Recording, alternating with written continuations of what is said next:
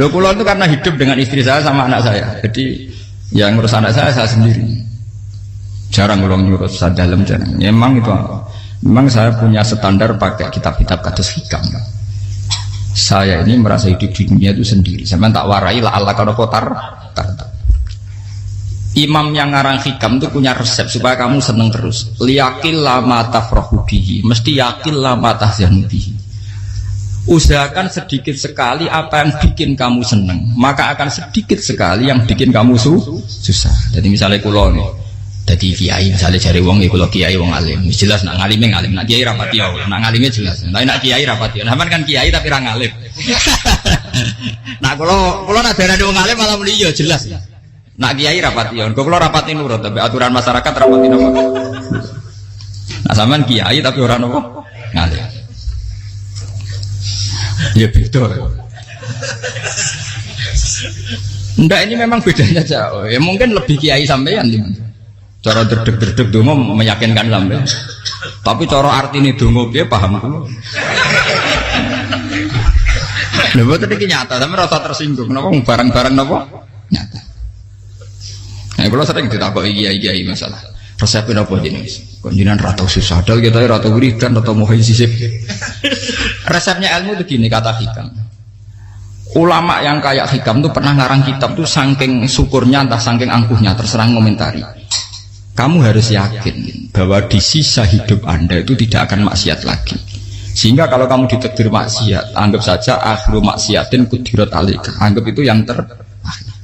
Siapa yang menganggap mohal bahwa dia tidak akan dosa sampai mati, berarti menganggap Tuhan itu lemah.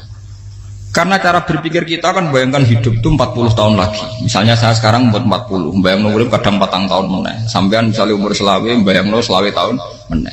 Sehingga menganggap dalam durasi selawe tahun kok orang maksiat kan mohal. Apalagi sampai sudah tahu maksiat itu bakatem, paham? Ya maksiat ya kelas-kelasan, nak bikin pacaran. Nak wong iso mau mah yo nakal, nak sing setengah soleh ya berbau proposal ya sesuai kontaknya dhewe-dhewe. Itu kan urusan masing-masing. Ya itu kan urusan masing. Wae wakisabu ala wa, ngene ora ana sing ro wae wakisabu. Ala. Rombongan wali songo, mbok kangen wali songo, mbok golek selisih wae napa? Alam. Sing roh pangeran piyam. Mbok kangen wali, mbok golek selisih margin. Niku pokoke wae napa? Ya itu kan urusan jenengan mbek pangeran to, mboten urusan kula. Tapi tetap saya sebagai ulama mengingatkan, niat itu ditoto. Begini, ulama dulu tuh ngitung hidup itu hanya 2 menit 2 detik. Sehingga dia ya gampang saja. Kayak imam, kayak kanjeng Nabi itu, ya Rasulullah kenapa tidak menyediakan makan untuk besok? Loh, saya itu tidak yakin kalau hidup saya sampai besok. Ya sudah begitu cara, ya sudah tenang saja. Kalau sampean kan bayangkan hidup 4 tahun lagi, 5 tahun lagi, sehingga arah mangan ya wedi tenan. Padahal bolak-balik zaman cilik arah mangan tetap wedi. Jadi cara berpikir Nabi itu begitu. Begitu juga cara pikir sahabat, cara pikir ulama-ulama yang waras itu begitu. Loh, saya itu pernah melarat di Jogja, zaman pertama merantau. Itu kalau santri saya bilang, Gus kok tidak punya beras nih? Tapi apa yakin nak sesuk urip Pak? Kowe butuh mangan sesuk, anak sesuk ijek napa? Cara berpikir ulama itu begitu. Sehingga melihat maksiat juga gitu. Alhamdulillah aku ijek urip 1 detik, 2 detik, 2 menit. Sehingga hidup. Dan itu sudah cukup untuk lafadzkan la ilaha illallah. Makanya kata yang ngarang hikam, betapa murahnya Allah. Surga itu hanya bisa dibeli dengan 2 menit. Karena surga itu senilai la ilaha illallah. Miftahul jannah la ilaha illallah. Itu cukup 1 menit. Berarti surga itu regane mau 1 menit. Dan karena dia nganggap hidup itu 1 menit ke depan, la ilaha illallah, ya sudah. Dia ngitungnya hidup itu per menit. Kalau sampean kan enggak, per 10 tahun, per 20 tahun. Sehingga kriminal betul, cara pandang sampean itu kriminal betul. Sehingga bayang kudu di duwe, kudu di bojo, nak kiai kudu di pengaruh. Lah kalau saya enggak. Saya meskipun enggak sehebat itu, tapi mewarisi keilmuan mereka. Jadi misalnya saya jadi ulama, itu bayang di santri musitok. Islam pokoknya ke Ahmadiyah ya gitu saja. Ya pokoknya ya sudah gitu. Orang bayangno santri sing kelambinan takwa khusyuk salam tempel demen gelo, demen apa? Lo tanyakan santri-santri saya itu mungkin belum pernah nyuruh istri saya bikin kopi. Bisa dihitung. Karena saya itu sederhana saja. Misalnya saya pergi dari Jogja, ini yang nyata salah. Bayangno bojo wis maca gawekno kopi, bukakno lawang malah kecewa. Seperti umumnya orang kan gitu. Semerantau ada gangno bojoku nyuambut, digawekno kopi, digodhogno banyu hangat teman, bareng teko bojone wangep kukur-kukur. Karena tarifnya dia ideal, maka mudah kecewa kalau itu tidak terjadi. Nak kula mboten, sebayangno kaya Jogja, bojoku cek utuh Islam, nak salat 5 wulan ya sudah gitu. Pakai standar-standar yang minimalis. Saya dari rumah bangun sampai ngaji ya, pokoknya melek, terus ya sudah nak sholat madem nopo, mulanya sudah gitu. Andai kan saya pakai standar maksimal, maka akan mudah kecewa. Rasulullah juga begitu. Rasulullah itu ngadepi Sayyidah Aisyah, itu ya begitu, ngadepi Hasan Husain. Sehingga tidak ada cerita Nabi mudah kecewa, betul. Karena Nabi bayangkan anak istrinya itu ya minimalis sekali, urusan dunia loh maksudnya minimalis sekali. Misalnya Nabi pagi-pagi tanya, ya Aisyah apa ada sarapan? Enggak ya Rasulullah, ya idzan asumu kan itu saya puasa. Kalau sampean usul-usul lah digekno kopi wong wedok opo, itu kan repot. Muni-muni itibak sunnah Rasul tapi tidak pernah sampean mendekati sunnah napa Rasul. Sehingga ya tenang saja Nabi. Saya tuh alhamdulillah bisa niru dalam gitu-gitu tuh bisa. Makanya ini kiai muda paling jauh. Banyak kiai-kiai yang sepuh itu kalau urusan gitu konsultasi sama saya. Gus siapa kain. Ini kula era dekarep. Sehingga saya tidak pernah bayangkan opo tanggaku seneng aku atau orang ngaji aku kecewa itu tidak pernah bayangkan. Sama itu kan makhluk, tidak penting. Kecewa tidak kecewa itu tidak benar. Saya itu orang alim, ngerti ini warido kamat lubi, ora warido kum. Yang tak gulai ridane pengiran, ridane sing ngaji, ridane konsumen. Itu apa makhluk tidak penting. Itu harus dilatih. Harus apa? Sehingga orang itu kalau biasa sholat, maksudnya biasa ta'alluq bi Allah, mesti la'alla katardo, mesti gampang puas. Karena dia iktifak ngalap cukup be Allah Subhanahu wa ta'ala. Saya sebagai manusia juga sering ditangisi istri. Misalnya saya sering ke Jogja sendirian. Nah ninggalan nopo, ninggalan ibu milih pengiran. Misalnya mati ninggalan ya paling aku mau ngapain nih suara. Paling uang nangis gue kegiatan. Bukan apa. Ingin saya bahwa konstitusi ulama itu masih iktimat Allah. Kalau kita kan enggak. Cara berpikir kita ngaji itu ideal sing ono podium, sing ngaji kelaminan takwa kabeh, ketunan kaji kabeh, diluk kabeh. Kita akan pakai standar-standar yang dengan asumsi kita. Padahal Nabi di zaman sugeng al iman hahuna wa yusiru ila qalbihi sadrihi salah. Iman itu urusan hati. Komitmen sampean be Allah Subhanahu wa taala. Nah ini resepnya. Makanya kata hikam liyakillah ma tafrahu bi. Mesti yakinlah ma tahzanu bi. Sedikitlah kamu gembira dengan satu hal. Nanti akan sedikit kamu yang kecewa.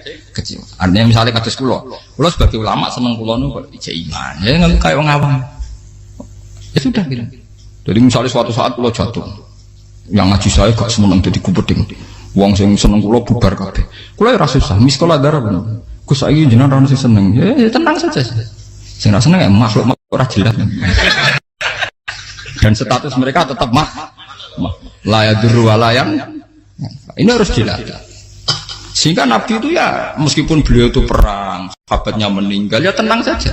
Nabi cara berpikir yang meninggal mereka mati syahid, yang masih hidup dianggap berpotensi melakukan kebaikan. Sama tak warai resep-resep dari Rasulullah SAW. Saya ini sebetulnya memaksa, menjelaskan ini maksa, karena saya inginnya jadi ulama yang kayak umumnya orang, tidak ideal amat. Tapi kan saya ditakdir ilmunya itu ideal, jadi terpaksa saya jelaskan. Tapi kalau perilaku saya tidak akan ideal. Soalnya ngawur, saake mari gufuri pengiran nganggur bolak-balik cerita. Ada seorang wali, karena dia wali itu doa di multazam, ya Allah saya ini minta satu hal. Karena dia wali maka tidak minta uang, tidak minta jabatan, minta engkau takdir saya tidak pernah maksiat. Itu kan bagus sekali, minta doa ditakdir gak maksiat kan ada. Dari pengiran malah siapa? Fa'ena atau ukufran. Karena tahu maksiat malah sifat ghafurku tak ada kok enti. Gambarnya pengiran kan sifat ghafurku rak nganggur. Malah tidak ada orang selain Nabi kecuali ditakdir tahu maksiat. Dan sifat ghafuri pengiran efektif. Paham apa? Lara sampean kan ghafure kok nggo kabeh. Dadi karek sadidul iqab. Karena maksiate sampean sering. Jadi sifat ghafure wis berlaku aktif. Saya karek nunggu sifat sadidul iqab. Paham ya? Itu beda dengan wali-wali. Sifat sadidul iqab mau aktif mereka tidak punya dosa. Malah pangeran bingung gak kok sifat ghafure. Apa tak dakoki Ghafur ora tau dosa. Didakoki Sadidul kok gak tau maksiat. Jadi pangeran malah sing bingung. Nak kowe ora tau maksiat Ghafur kok tak dakoki. Kok ora tau maksiat wong iku ora tau apa? Didakoki Sadidul kok gak mungkin atau maksiat. Lah pangeran ape dakok Ghafur kan syaratnya dosa sik. Sampeyan kan walian. Ghafure wis dientekno. Keseringan kepake, paham ya? Karek nopo? Karek Sadidul ikom. Ya itu memang standar Tuhan. Semua Quran itu kalau nyeritakan gitu. Nabi ibadi anni anal ghafurur rahim. Kaulaku ceritani aku ghafurur rahim, tapi yo ceritani wa anna adabi wal adabul alim. Jadi Nabi ibadi anni anal ghafurur rahim wa anna adabi wal adabul alim.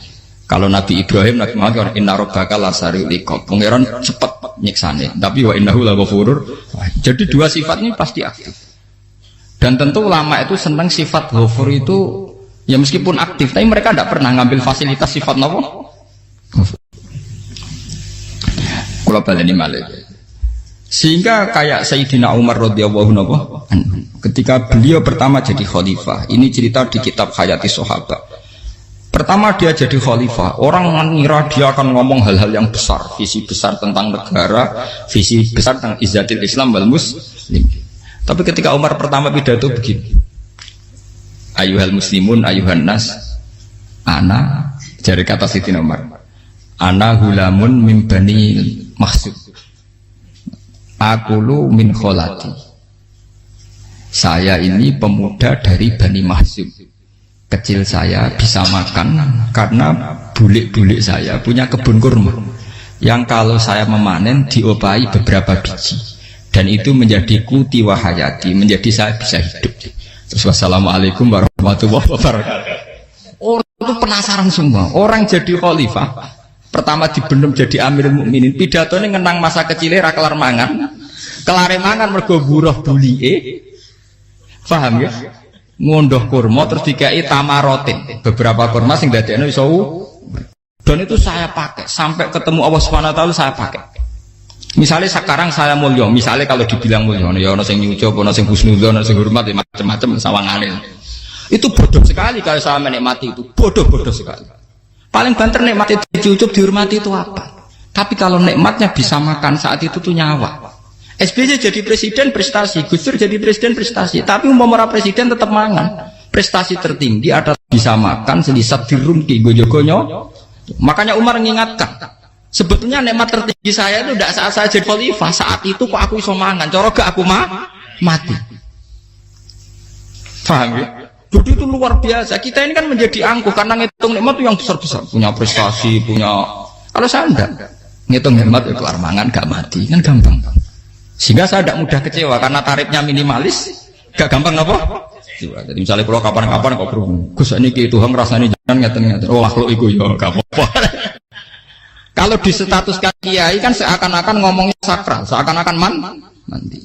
Tapi nak tak status, oh makhluk itu ngomong ngono ya sudah kan. Menjadi kan sudah distatuskan sebagai apa? Makhluk. Tentu makhluk statusnya la yadurru wala yanfa. Di sini ini penting. Orang-orang ahli tauhid tentu tidak punya kesusahan. Innalladzina qalu rabbuna wa tsummas taqamu. Mesti tidak ada kesusahan sama sekali. Misalnya ulama-ulama dulu mau mati, ya tenang saja. Mati kedua itu mati paling menantang ya, menyenangkan sekali. Karena mati yang seru itu mati zaman Al-Adam. Misalnya saya kelahiran tahun 70. Tahun 40-50 kan belum ada saya. Itu mati yang sejati karena Al-Adam. Kenapa? Al-Adam tidak ada. Mati yang nanti itu mati yang petualangan karena saya mati setelah menyaksikan kekuasaan Allah, setelah husnudzon sama Allah, sehingga mati yang menuruti kerinduan akan ketemu sang kekasih. Makanya Jalaluddin Ar-Rumi ketika mau meninggal dan orang-orang muridnya nangis, dia marah-marah. Hei murid-muridku, betapa bodohnya engkau. Saat kayak ini yang saya tunggu, saya sudah menyesal berusaha sampai Allah dat tak senang. Aku kecewa waktu makhluk-makhluk koyo kowe. Saiki wis wayahe aku goleki kholik zat sing tak senengi malah mbok tangi. Cek bodone kowe. Saat-saat sing tenteni malah mbok tantang. Betapa aku lamanya menunggu kematian ini. Mergo hidup itu keterpisahanku mbek Allah, kemen ketemu kowe. Malane Jalaluddin Rumilah yang mengistilahkan mati itu malam pengantin. Makanya fal'an awal nusirok minkum wa awal wisol habibi. Ini saat yang indah karena ketemu dengan berpisah dari makhluk-makhluk yang tidak penting menuju sama habibi kekasihku. Jadi dia misalkan mati itu malam pengantin. Semenjak istilah itu populer sehingga di Jawa ana ngipi dadi nganten takwilane mati. Itu filosofi sufi ya, filosofi napa? Lah niku tenan. Begitu juga sahabat-sahabat dulu. Bilal mau meninggal, anaknya udah nangis. Bilal lagu ya. Ditanya sama anaknya, kenapa anak-anak kamu nangis? Dan jenengan badhe kapundhut. Aku malah seneng nang mati. Hudan nalqal akhibah Muhammadan wa hisbah. Aku nak urip ketemune mbek kowe terus. Malah nak mati ketemu Nabi Muhammad. Hudan nalqal akhibah Muhammadan wa hisbah. Nah, dengan cara pandang begitu maka hidup itu enjoy saja. Ya saya sebenarnya keberatan pakai kelas ini, keberatan karena saya harus ngulang sampean-sampean itu. Ya makanya potensi kayak saya tentu mengurangi jadwal ketemu. Makanya saya mohon kalau tidak penting itu jangan sungkan. Anggap saja itu bagian dari hormat saya. Ya minimal sampai misalnya di dua saya ketahui gue jajan pentolan lah apa mau kesuwan bareng malah repot. Bos ganggu wong anak keleleran pak. Nah misalnya sampai kepen takok hukum, uang nak rapi pinter hukumnya takokan ya ringan, takok kiai tanggam paling bisa. Karena pertanyaan yang ringan tentu ya ringan-ringan saja kan. Gak perlu kiai kali Sampeyan ora usah GR. Kalau pertanyaannya angel Gus gak ono sing iso jawab. Wong nak ra alim tahke, iku pertanyaane ya ora patimu itu. Iku wis kangelan ngoten. Ini mboten ngenyek tapi padha enak. Padha napa? Makanya kalau latih. Jadi hikam sendiri itu ada manhaj, ada metode. Kalau orang supaya tardo, liyakil lama tafrahu bi, yakil lama tahzanu. Anak saya itu kalau habis main pulang, itu saya senengnya pol. Istri saya pernah jangan. Gus, anak mulai senengnya dek biro-biro, anakku mulai nih ngomahku, misalnya terus biye. Saya terus anakku lo main mulai itu seneng. Biro-biro anakku mulai nih ngomah. Dipanggil anak saya bapak itu senengnya sak boleh. Biro-biro ada yang manggil bapak. Jadi saya pakai standar minimalis. Saya tidak pernah pakai tarif. Dia anak yang ideal dihormati orang. Sebenarnya buat anakku sujud nih pangeran, ngerti pentingnya mau tasbih. Makanya anak saya tak namakan tasbih semua. Itu ya sudah selesai. Saya tidak pernah bayangkan anak saya jadi kayak besar dihormati jemput. Mari gampang kecil. Ya sekolah kan Sayyidina Umar. Saya pemuda dari Bani Mahzub. Yang kecilnya bisa makan karena buruh bulikku. Akal tuh tamarot. Wah itu saya baca tuh nangis betul. Betapa hebatnya Sayyidina Umar. Mengingatkan ulang bahwa nikmat tertinggi itu ya makan karena makan kaitannya ya, orang jadi bupati, enggak jadi bupati tetap makan. Jadi kalau ngantin saya tarifnya minimalis sekali. Nah, kalau orang sudah makan gitu, lah Allah kata tertemu mudah sekali. Tapi kalau sampai tarifnya ideal harus dia mobil, kudu sanggup agak. Masuk gue mobil gak sanggup agak. Barang gue sanggup agak, kudu gue penderek. Masuk kiri lu juga kok tanpa penderek. Penderek maju. Masuk orang kena dikeloli, jadi malah repot. Akhirnya gue mau ngaju, harus selingkuh dari sing itu lapor koromeneh. Mau ruwet nuruti tahapan-tahapan duniawi makanya resep kalau ingin itu kon sholat. Maksudnya sholat itu dihayati secara tauhid ya, dihayati secara tauhid. Misalnya innal sholati wa nusuki wa mahyaya wa mamati lillahi rabbil alamin. Itu akan pasti Allah katar, pasti mudah melihat alam ini ridho. Ini satu sekelumit di resep orang ulama yang saya meniru beberapa di kitab Hayati Sahabat, di kitab Hikam, dan meniru terutama semuanya sanad dari Rasulullah Shallallahu Alaihi Wasallam. Makanya suatu saat Nabi itu kagum. Abdullah bin Mas'ud itu jalan dan dikawal oleh beberapa malaikat. Terus Nabi itu heran. Ya kenapa itu selalu mengawal kamu? Kata Abdullah bin Mas'ud, ya Rasulullah, inilah akhtu khutwatan illa wa azunnu alla akhtu wa ukhra wa ma aqaltu luqmatan illa wa azunnu alla alqamu ukhra. Saya itu tidak pernah melangkah kecuali saya tidak pernah yakin apa betul saya bisa melangkah lagi. Jadi perlangkahnya itu dia iktimat Allah. Dan saya tidak pernah mengunyah satu kunyahan kecuali saya tidak yakin apa betul saya bisa mengunyah lagi. Setiap kunyahnya tetap semuanya ada bismillah, semua itu atas nama pertolongan kata Rasulullah. Orang kakak andikan saya ada nabi terakhir itu jadi nabi. Jadi kemana? Makanya dulu Nabi itu sering ngendikan, adekan orang-orang kayak gitu itu ada nubuah, tentu mereka punya derajat nopo nubuah. Jadi tidak jadi Nabi tapi punya derajat nopo nubuah. Lah orang yang cara berpikir gitu tentu tidak khawatir apa yang hilang dari dirinya, karena dia berkontrak dengan Tuhan hanya per menit per detik. Jika mempunyai resep al-mu'min yusiru sana Allah ayakuna li nafsi zakiron. Seorang mukmin yang sejati tentu kontaknya dengan Allah Subhanahu wa taala dan dia tidak pernah ingat dirinya sendiri. Kayak sampai napas umat tapi Allahu Akbar, Allah Maha Besar, subhanak. Selalu ana wong ngrasani termasuk lali utange barang iku. Tapi yang jelas kan menjadi enjoy dengan dirinya sendiri. Paham ya? Menjadi enjoy dengan dirinya karena dia tidak sering punya kontrak dengan makhluk. Nah ini maksudnya ala kamu. Janganlah ala katarta kamu pandang. Apa nak sholat terus kabul kajati. Apa nak sholat terus untuk duit ya ber. Karena cara pikir iso aja nak duit ya. Duit ya. Dan ini resep ya. Dan resep ini dari ulama-ulama yang istinad ila Rasulullah Shallallahu Alaihi Wasallam. Karena kalau Nabi itu memang cara pandang. Aisyah itu pernah ditanya. Ya Aisyah, saya ini ingin makan. Apa yang dari sahabat ini masih? Wah ya Rasulullah sudah habis karena tak kasihkan tetangga. Itu Nabi tidak marah-marah, malah bilang, kamu benar Aisyah. Biru yang kamu kasihkan tuh yang masih. Kau nak daging dipangan dewe kadang nuruti nafsu. Nak dikekno wong sudah kau nuruti perintahnya pengen. Jadi kanjeng Nabi beneran Aisyah. Daging ngijek. Mau kalau nanti yang malah ijek. Sing bogo sudah kau malah sing ijek. Cara berpikir Nabi itu begitu. Tapi tahu-tahu disederhanakan sunnah Nabi serbanan. Lah itu kan ya memang itu bagian dari sunnah Nabi, tapi sunnah seharga 10.000. Paham ya? Ya monggo mawon nak sampean sunnah Nabi serbanan gitu, tapi itu sunnah yang bisa dibeli dengan murah. Hakikatnya sunnah Nabi itu rata-rata bentuknya perilaku, napa? Sampeyan delok dawuh Aisyah tengene tiba berjanji, kana khuluquhul Qur'an wa shimatuhul ghufran yansahu lil insan wa yafsahu fil ihsan wa ya'fu 'anil dzambi idza kana fi haqqihi wa sababi. Kana khuluquhul Qur'an, nabi ku akhlak dasare wis kaya Quran plek. Urusane akhlak. Wa shimatuhul ghufran, ciri utama sifatnya nabi gampang nyepuro. Yansahu lil insan.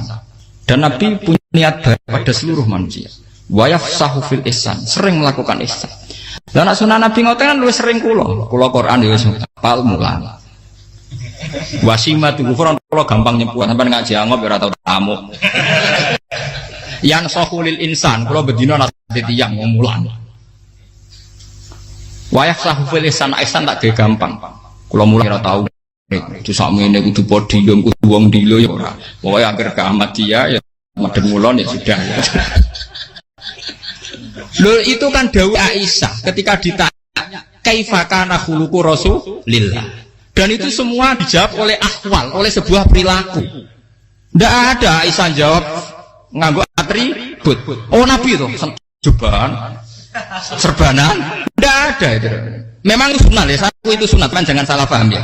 Tapi itu sunnah yang tidak dijawab oleh Aisyah. Sunnah yang sampean jawab sendiri, paham? Aisyah yang istrinya Rasulullah ketika ditanya kaifa kana khuluqu Rasulillah, beliau jawab kana khuluquhul Qur'an wa simatuhul ghufran yansahu lil insan wa yafsahu fil ihsan. Semuanya akhwal wa ya'fu 'anil dzambi idza kana fi haqqihi wa sababi wa idza dia haqqu wa lam yakun li ahadi marra'ahu badihatan haba wa idza ta'ahul miskinu ajaba yaqulul haqqa walau kana murra wa la yutmiru lil muslimin hisaw waladur. Semuanya itu akhwal, satu perilaku sosial. Saya mengakui kalau serbanan sunat, ya saya ngakui. Tapi sunnah wis karena saya mewakili yang akhwal tadi, yang apa? Lah mungkin untuk sampeyan, monggo kalau untuk ngisi sunnah. Tapi mbok ya adil. Ini bukan kritik mboten nggih. Yang meyakini serban sunat kan sudah banyak dan itu bagus. Tapi cobalah juga meyakini ahwalu Rasulillah.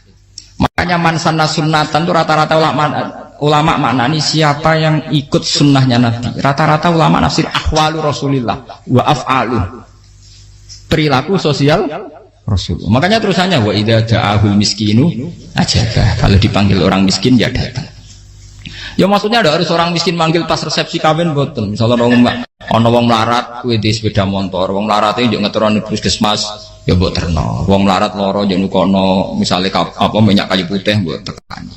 Ora kok ngerti-ngerti mbok musan walimatul urus sing wajib piye. Payah. Dolal padahal miskin aja ora ana hadise urusan walimatul Islam mboten.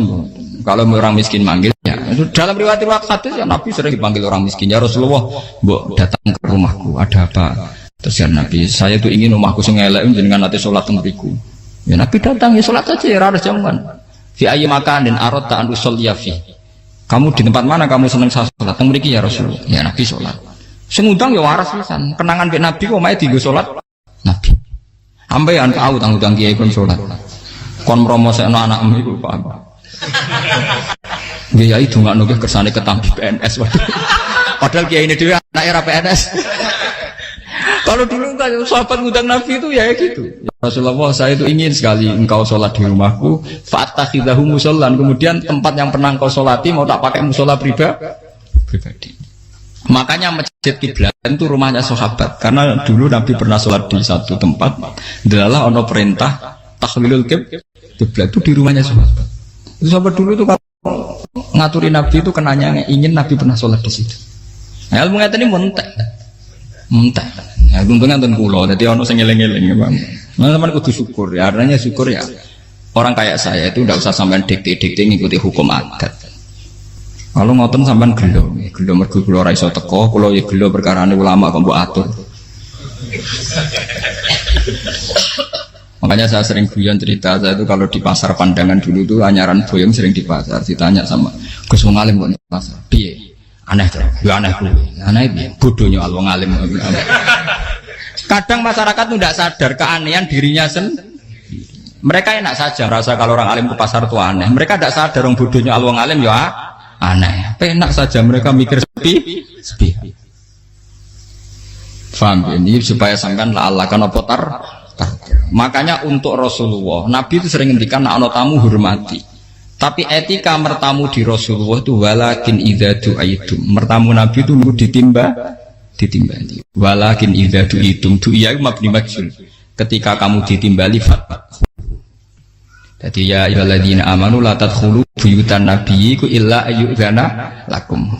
Jadi untuk sowan Nabi itu nunggu dipang ya, meskipun sahabat tuh rindu Nabi, tidak berani sowan ke dalamnya Nabi. Kalau ingin ketemu Nabi di barno pas sholat jamaah, karena Nabi pasti keluar di mas. Andai kan Nabi 5 tamu di rumah, ya rasido dadi Nabi. Aman nompo tamu.